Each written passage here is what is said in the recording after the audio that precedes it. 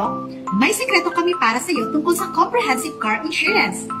Alam mo ba na pwede kang kumuha ng comprehensive car insurance sa Perla Insurance kahit nasa bahay ka lang? Oo, tama ka. Hindi mo na kailangan lumabas dahil nag-o-offer ang Perla Insurance ng comprehensive car insurance quotes online. Paano nga ba? Sundan ang mga hakbang na ito. Una, kontakin kami sa Facebook, Instagram, TikTok, Viber o sa aming website.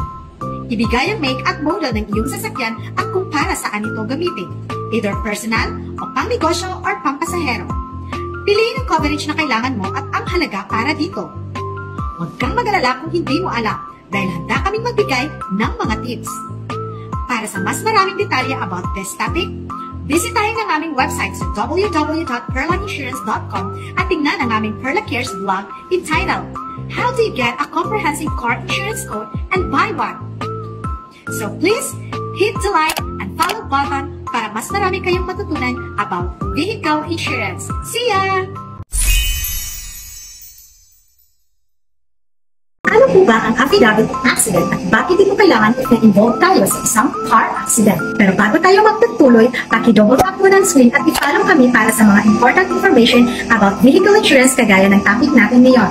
Ang affidavit of accident ay isang legal ito na ginagamit kapag na-involve kayo at ang vehicle nyo sa isang aksidente. Layunin nito ay lahat kung paano naganap ang pinsala o aksidente at anong bahagi ng sasakyan ang nasira.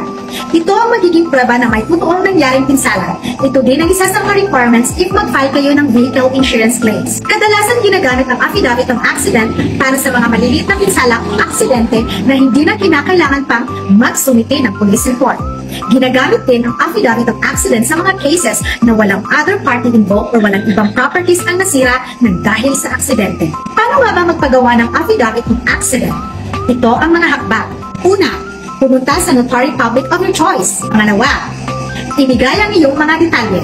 Pangalan, numero, address, at ang mga detalye ng iyong driver's license. Pangatlo, ibigay ang detalye ng iyong sasakyan, like brand, modelo, o plaka nito. Ibigay ang detalye ng aksidente, kabilang kung kailan, anong oras, at paano naganap, at ang mga bahagi ng sasakyan na nasira. Lastly, bayaran mo ang notarial fee na nasa around 300 to 500 only at isubmit mo sa insurance company as soon as possible. Siguraduhin laging handa para sa anumang mangyari. Ito ay para sa kaligtasan at proteksyon. Salamat po at hanggang sa susunod!